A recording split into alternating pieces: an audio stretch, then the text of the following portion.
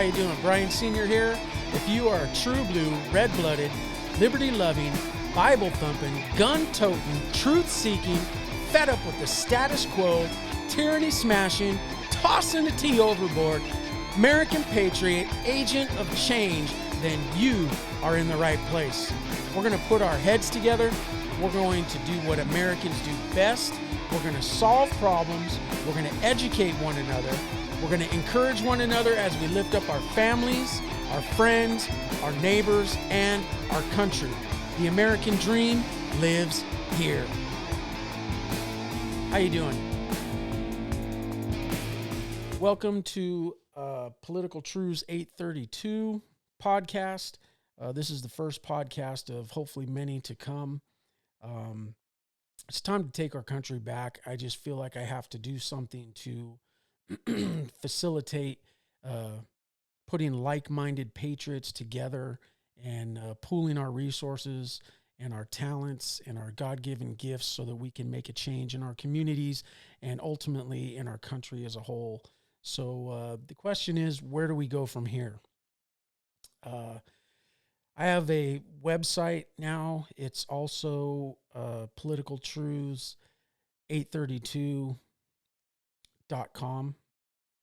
And you can go there and check out some of the ideas and thoughts that we have there to try to put this thing together and make a difference in our communities. There's a blog site there that there's an article from November 27th is when it first posted. And it's basically, where do we go from here? Sink or swim. So go to the website, politicaltruths832.com, and check out that. There's also a contact us section there. So if you have ideas for the show, if you have things that you want to communicate, if you have groups that you've put together, contact us. We'd like to get together with you and like I said, pool our resources, put our heads together, solve problems. I recently joined a group called Inland Empire Liberty Coalition. And so that's just a group of like-minded patriots where we can try to make a difference in our community. So if you have a group like that, we can link up. We can get in touch with other groups. That's one thing that we have to get together on. We have to catch up to the leftists because they are absolutely more prepared for political change than we are. They are organized. They don't give up. They're relentless. So we need to take some of the lessons that we can learn from them and apply it to our own cause. And that means getting organized. It's very important that we do that. So, like I said, where do we go from here? Excuse me. I don't think all hope is lost just yet. I think it's a big punch in the gut what we got on Friday from the Supreme Court, where they decided that they're just not even going to listen to what we, the people, have to say. They said that there's no standing in that case, the Texas case that went to the Supreme Court. They didn't even take the time to listen. You know, this is like one of the most important times in our country's history, and they don't even have the time to listen. It's pretty ridiculous in my view. They use the excuse of the standing that the people of Texas, and by the way, there were 17 other states. It wasn't just Texas that did this. They brought it forth, and then 17 states got behind them, or 16 states got behind them, 17, including Texas. And the court decided that they didn't have standing to hear the case, to present the case to be heard. Now, that's kind of ridiculous because if there's 4 or 5 states that disrupted the natural outcome of the election, then that is going to affect every other state. So if the 4 to 5 states, if it's illegitimate results, then that affects everybody. And if they violated their own state constitutions, and even above that, which should be of great interest to the Supreme Court, the United States Constitution, which is a clear violation of it. Article 2 says that the legislatures are in charge of the electorate and all of that stuff. So they violated the Constitution within their state, and the Supreme Court needs to listen to this, but they're not going to. But You'll see in the blog that I did on November 27th at politicaltruths832.com. That was one of the issues that I presented. Was I'm, fearful that the Supreme Court is going to rule, or in this case, ignore the case altogether in the interests of public safety. Everybody knows that the leftists are violent mobs. There's a good portion of them. Not everybody in the Democrat Party has this mindset, but they have basically a militarized wing of their party that they unleash on the public to destroy property or even hurt citizens. And everybody knows who they are and what they're about. That's why they were boarding up windows before the election. They weren't boarding up the windows because they thought me and my Liberty Coalition friends were going to go out and riot. They know that's not the case. We love our families. We love our community. We love our country. We love our neighbors. We're not going to go out and hurt people, right? That's what the leftists do. Everybody knows that. The media tries to brainwash us into thinking that right-wing extremists are violent. And yeah, there are small groups that are violent, but nothing compared to the scale of the leftists. They use violence as a tactic now to get their political will accomplished. And it seems like it's working because the Supreme Court basically bowed down to them and said, we don't want anybody to get hurt, so we're just going to ignore this and hope it all goes away. It's not going to go away. They're wrong. But to say they have no standing is just ridiculous. Texas in particular, they can show that Joe Biden, if he's illegitimately elected, which is basically the case that's being presented in these 5 swing states, that he was illegitimately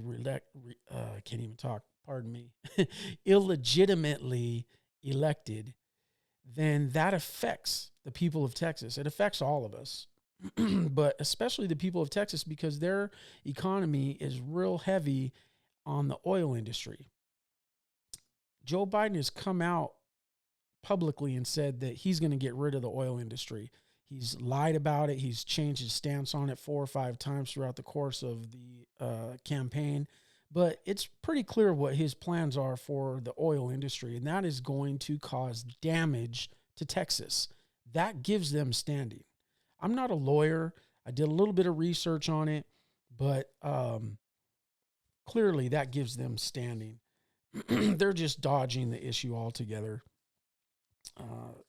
So anyway, in the short little bit of research that I did on it, that it seemed like most of the cases where they're standing is the issue. It's whether or not a law that's existing is going to disproportionately affect one group or another and violate their rights. In this case, it's totally different. They actually broke the law. This is not standing on whether a law is affecting someone adversely. This is a group of states, just like lawyers within a group of states, Secretary of States from different states, Georgia, Pennsylvania, Michigan. They violated their own constitution. They went against the state legislature's power. They went over their heads to administer changes into the way that the election is conducted. They don't have the right to do that. They broke their own constitution. They broke the law. So Texas is saying, listen, you guys broke the law, and it inadvertently or directly, either case, it affects Texas in a bad way. And so they do have standing in my view. I don't have a black robe, but it's really pathetic the way the cowards in the court have basically just said, we are afraid to take this case up because we don't want people to get hurt. It's pathetic. So anyway, the reason why I'm starting this podcast is, the oligarchs, that's what they are. The political elite, they've become a class of oligarchs. And they're trying to break our will. With all of this stuff happening in the last couple of weeks with the election, they are hoping that we go back to sleep, that the sleeping giant will go back to sleep. We've been awakened. I have some clips later on that I'm going to show in the program of some rallies where people are fired up. And we have to maintain that momentum. We can't go back to sleep. We have to capitalize on the momentum that we have right now. People are fed up. We need to get together and we need to find ways to harness that energy of all these people that are just fed up with it. It's been decades that we've let them get away with murder, and it's time to have it stop. So the question is, are they going to be able to put us back to sleep? We're going to keep that momentum going or not? That's why I'm starting the podcast, the website, the blog, and whatever else God puts on my heart to motivate and facilitate we the people to take our government back. It's all about we the people. I need all of you out there to help me. I have the website with the contact us. The email for the website is bwsenior, SENIOR, at politicaltruths832.com. So you can contact us through that website. There's also a phone number associated with the website, and that is 832-712-5222. Now that's a brand new number. It's actually probably not going to be active until right around the first of the year. So January 1st, if you're seeing this video after January 1st, you can call, leave a message on that. If it's before January 1st, then you're going to have to be patient and wait. But I really wanted to get a separate line for this show and for that website because I want you guys to be a part of this. This is not about me. This is about we the people. And this country was made great on the ingenuity of the American citizens. And I need to draw on that. We all need to draw upon that to make us stronger as a unit, as a group. And so you guys need to call in with your ideas for show topics, with your ideas for making change in your own communities, with your groups that you've already formed, like Tea Party groups, Liberty groups, all kinds of stuff like that, that we can get together and network and find a way to become stronger, to have a more powerful, amplified voice. And the only way we can do that is strength in numbers. So that phone number will be up and running around the first of the year, 2021, January. So get a hold of us there. We can arrange interviews, and we'll see where it goes from there. Let's see, what else do I have on the agenda here? So there's going to be a clip that I'm going to show right now, and this is from the Stop the Steal rally in Riverside a couple of weeks ago. And this was a girl by the name of Mercedes. And so she gets it. She understands where we are in history right now. She sees the writing on the wall, so to speak. And so I'll let her go ahead and speak for herself, and then we'll talk a little bit about it after the clip. So here's Mercedes from Riverside, California. It's my first time involved politically. I started in March during the first lockdown, and I realized how many people were brainwashed, and I realized how little support there was out on the streets. We needed boots on the ground, and I decided right then and there, it's time to take America back, and it's not all on Trump. It's on us too as individuals to take our country back. Okay, so that was Mercedes from Riverside, California. She gets it. She's a great example of the great awakening that's taking place in our country right now. She's got it right. We need boots on the ground. We need everybody involved. We've sat on our hands for too long. We've let the politicians take away from us the things that do not belong to them, the power that does not belong to them. She has it exactly right. Perfect way of putting it. So I'll give you an example of where I think we're going wrong in our efforts to change our country as conservatives. A lot of times we focus so much on the big national political picture, and that is important. It's important who's president. There's a night and day difference between what President Trump is going to accomplish and what a potential President Biden, oh, I don't even like to say it, a potential President Biden will do for this country. It's night and day. One is all about America, and the other one is all about foreign interference. And that's just the truth of the matter. So I live in Riverside County, California. A couple of years ago, we had another sheriff. We have a new sheriff now. He's a rock star. The old sheriff that we had, his name was Stanley Sniff. And I don't know, maybe he can go to work for Joe Biden. That seems perfect. Stanley Sniff.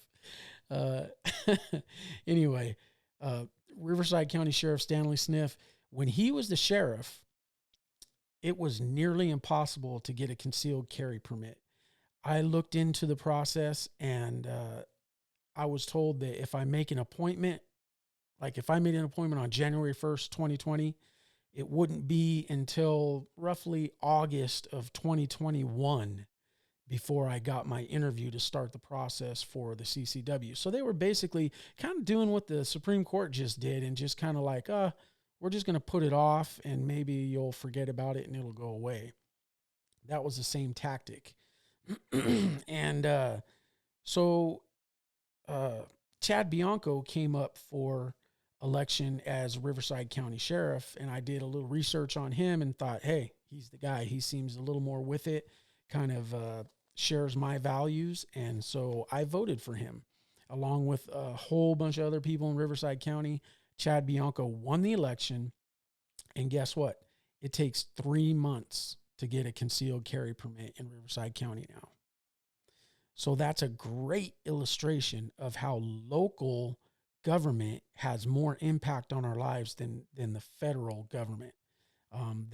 Federal government has way too much power, more than they should. If we go back to the original blueprint of the founders, the federal government should not have any influence on our lives. Well, some, but not, it's limited government, limited power of the federal government. That's the way it was designed. That's the way it should be.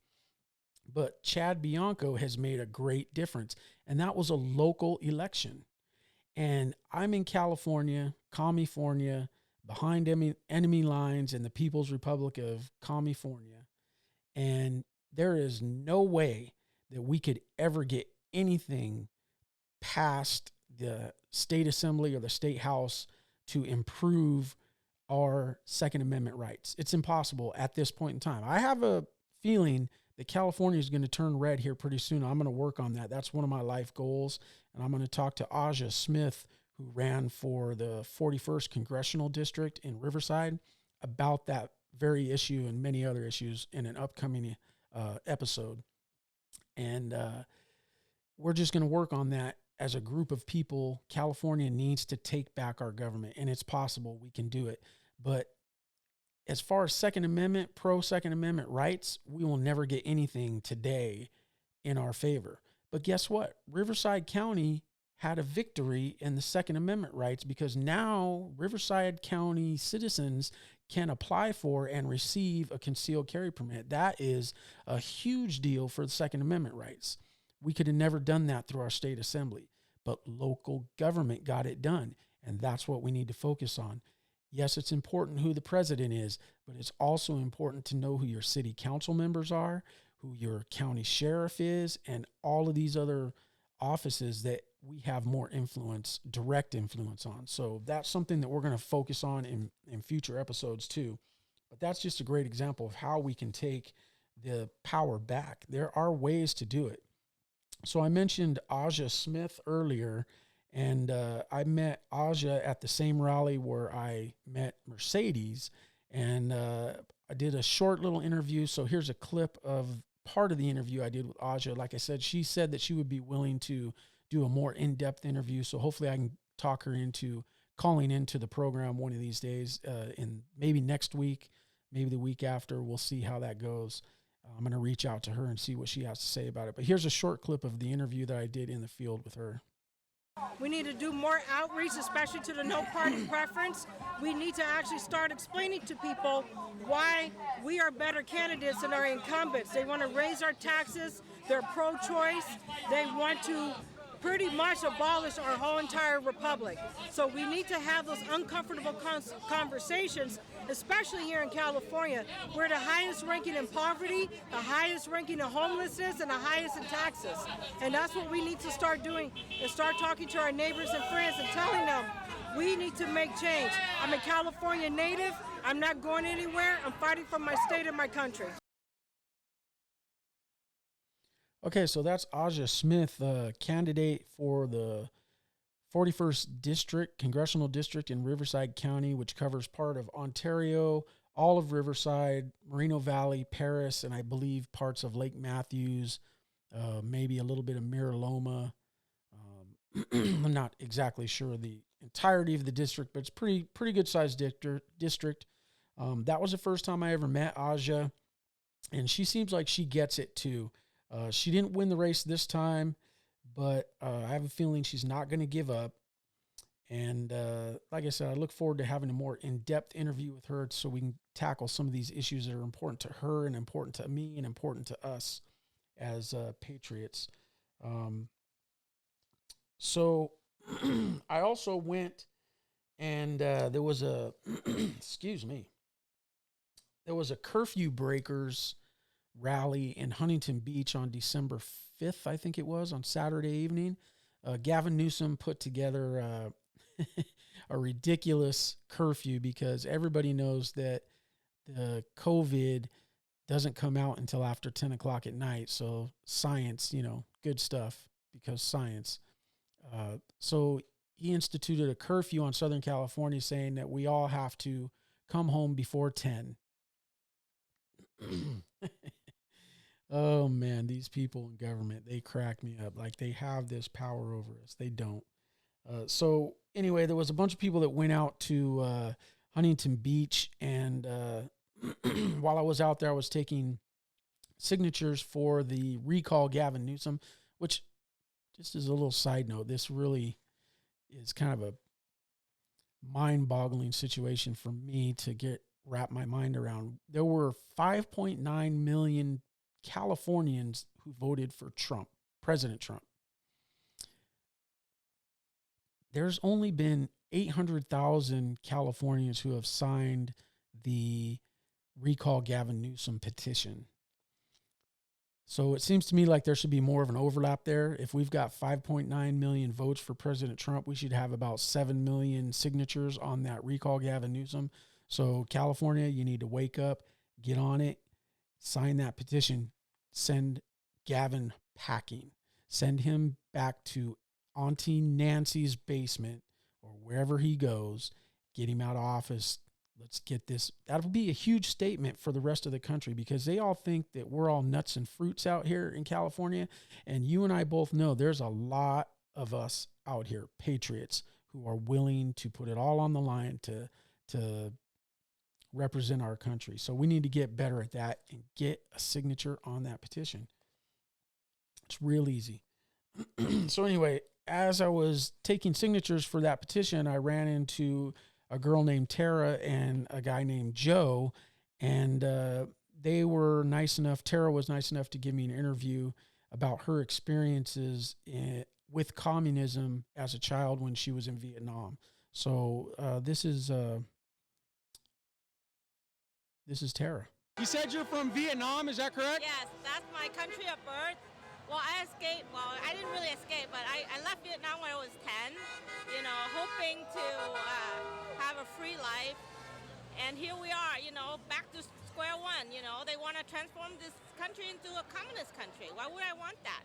You know, it's horrible. Yeah, I hear you. So how long ago did you come to America? How long have you been here? Over 30-something years. Yeah, 30 years? So you moved here when you were like 1? I was 10. What, do you want to know my name? So you said something to me earlier about education camps and stuff like that. Yes. Is that So what was going on in your home? When the North Vietnamese, the communist Vietnamese, took over the country, a lot of the South Vietnamese people was sent to re-education camp where they said that, you go there for like 3 days of education. and they end up spending years and years in prisons. You know, actually a lot of them disappear.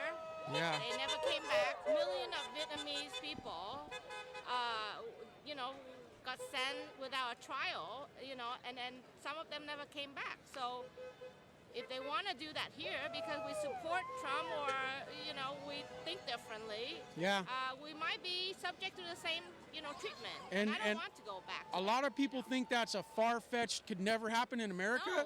But if you look at what's going on right now, there's people that are getting beat up for supporting Trump. There's people that are having their jobs, they get fired for supporting Trump. I can't even like talk about my political association without getting retributed, you know? Yeah. I mean, why would I want to go back to that? You know, believe it. What they tell you they're going to do, they will do that and multiply by 10 Yes. or 100, okay? You're right. Trust them when they say they want to take away your life, your property, your liberty.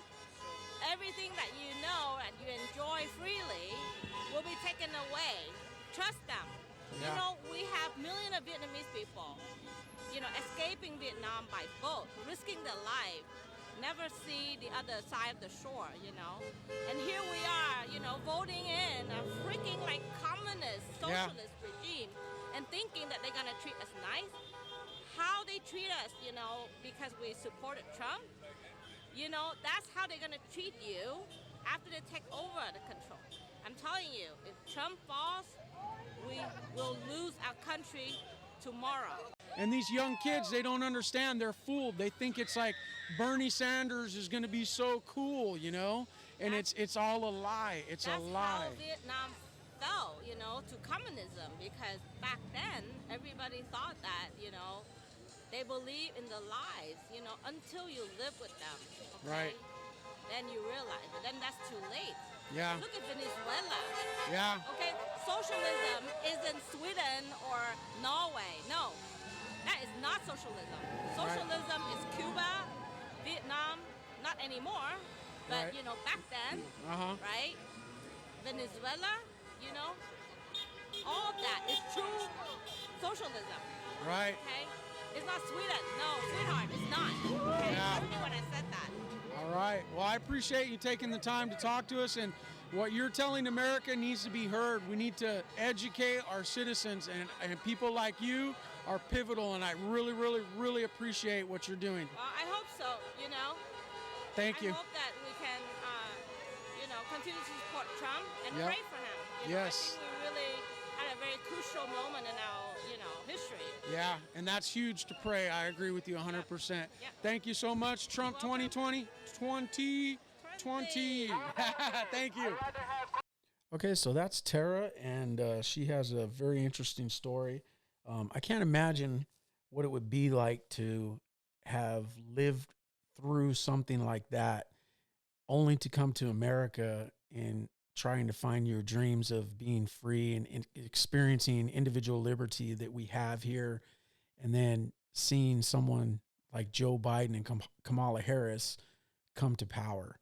And I'm still not 100% sure that they're going to take power, but the way things are going, it looks like everybody's just going to sweep this election under the carpet and try to pretend it never happened. Hopefully, Sidney Powell and Lynn Wood and President Trump, Rudy Giuliani, have something else to say about that. We'll see. Time will tell. I did see that they're on, I think, January 6th. I wish I had the paper in front of me, but I don't have it. And January 6th is when there's a joint session of Congress and the Senate, and that's when the electors come out and present their vote. And Vice President Pence will be the president of the Senate. He will be leading that joint session. And at that point, any of the states that have grievances can present their grievances in written form. And if they can't come to an agreement, they go to their private chambers and they discuss those grievances. So I'm hoping that at least 17 states will have a grievance to file. And since Vice President Pence is the president of the Senate in that joint committee session, they really need to put this on public record. The media hasn't been covering it. This needs to be recorded and documented in history.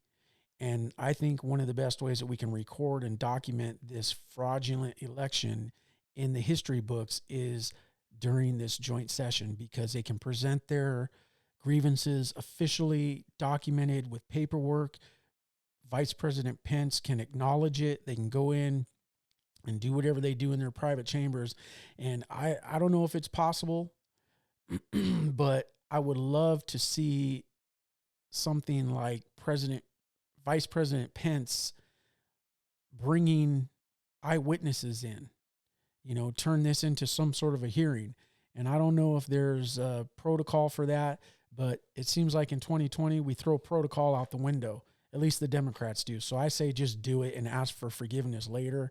Put these witnesses, these eyewitnesses, in front of the American people and force the media to cover what they have to say during this joint session. I don't know if that's possible, but I think it would be great if they did that.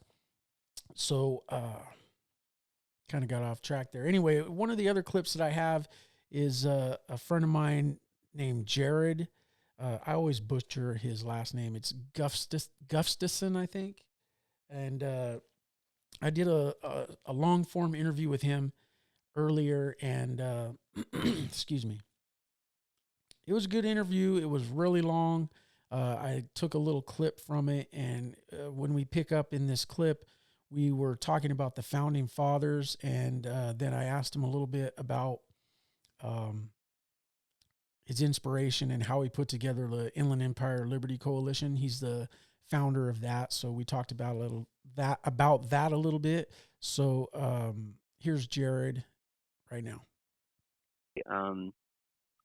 Anti-fascism. You don't get more anti-fascist than the founding fathers, who sought to create a political structure that protected us against tyranny. Exactly. So and I could go. Yeah. Please. And they act like they just do not like our founding fathers and any of their ideas in any way, shape, or form. And it's just like you said, they were the OG anti-fascists. Exactly. You know what I mean? They were the originals. And these guys thought so critically about how to avoid fascism. It's amazing to me. Yeah, and we're right now putting their philosophies to the test because of what we're up against. Thank God they have put fallback measures in place for us to take back control of our country again, because we're going to have to utilize all of those tools that they left for us a couple hundred years ago.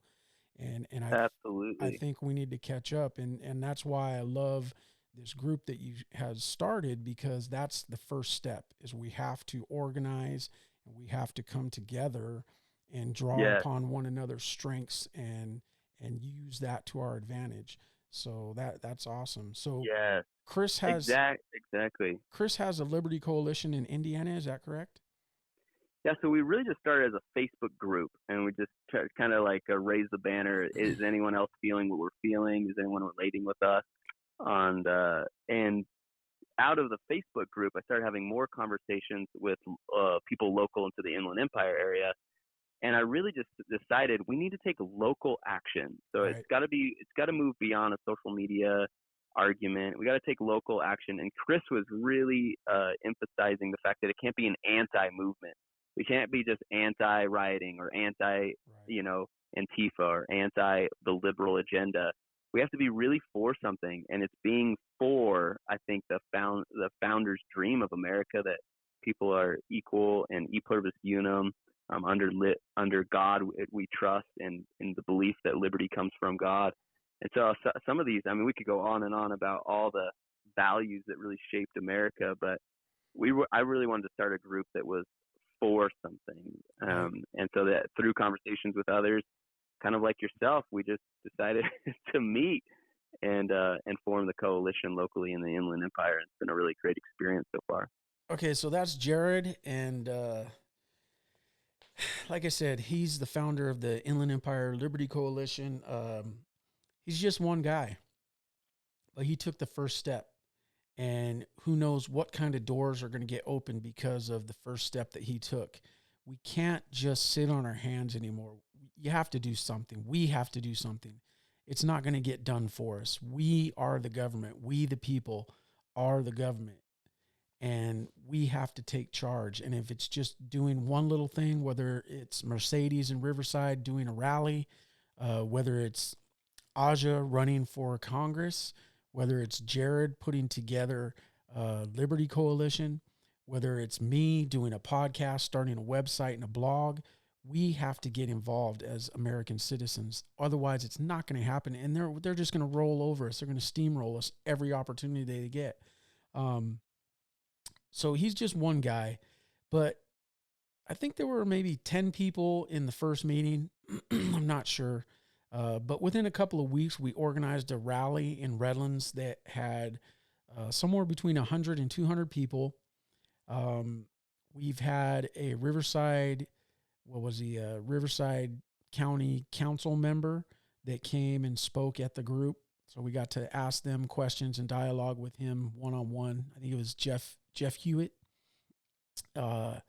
We had a local police officer come into the group and talk with us about public safety, about how to keep our families and our property safe in civil unrest that's been going on, what we can expect from the police departments as far as a response, how we can basically protect ourselves and our families in a bad situation. So we've had that guy come in. His name was Steve Gidgum and Officer Gidgum.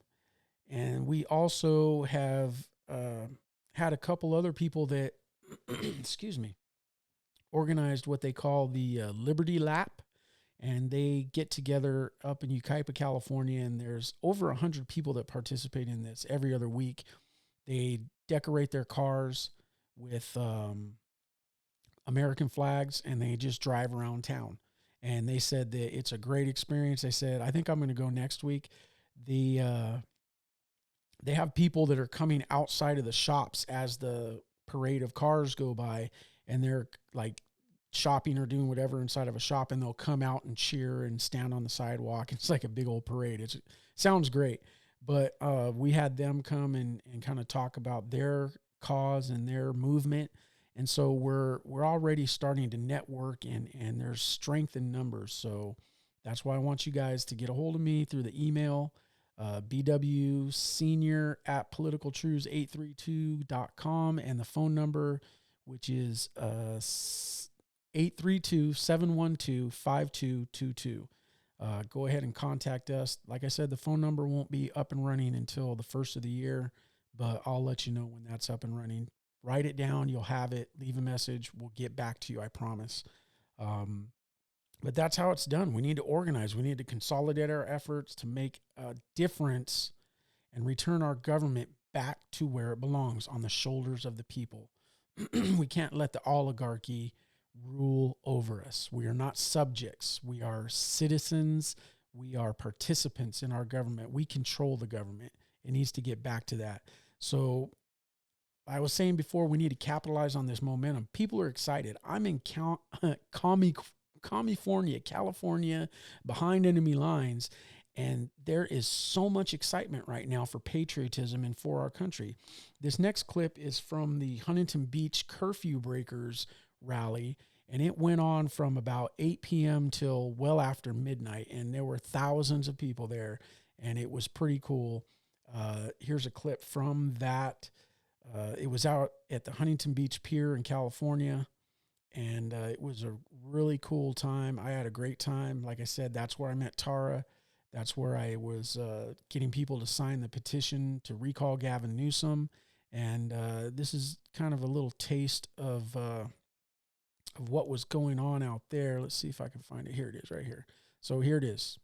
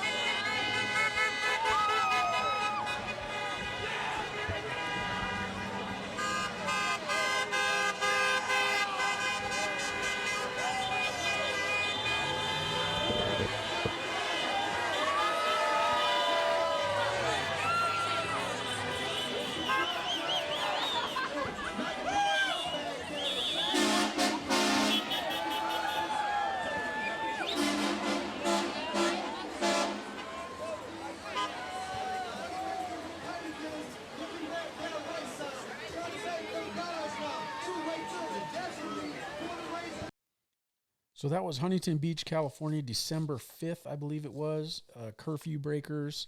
And you can just see how excited everybody is. We are fed up, even in California. So we need to keep this enthusiasm up. We can't let things like the cowards in the Supreme Court of the United States keep us down. We have to keep this enthusiasm. We have to keep this momentum. We need to learn from the leftists. They are absolutely relentless. They never give up, ever. 24/7, 365 days a year, they are pounding away at their cause. And we need to take those same measures. We need to learn from them, and we need to be as relentless, if not more relentless than they are, so that we can fight for our cause and return our country back to where it belongs. Don't believe the media hype. There are more of us than there are of them. President Trump got over 70 million votes, and who knows how many votes got thrown away. He could have very easily been 75 million or more than any president in American history. I don't believe Joe Biden got the votes that he said he got. I'm not going to go there. Time will tell. We've got good people working on that. But we can't believe the media, the pop culture, and all the powers of the propaganda machine. We can't believe them. We can't think that we are the minority. We are the silent majority. We've always been the silent majority. It's time to rise up. It's a lie. It's all a lie. We are the majority. We are the silent majority, no more. We need to speak up. We need to get involved. Be an agent of change. Be relentless and never forget who we are as a country.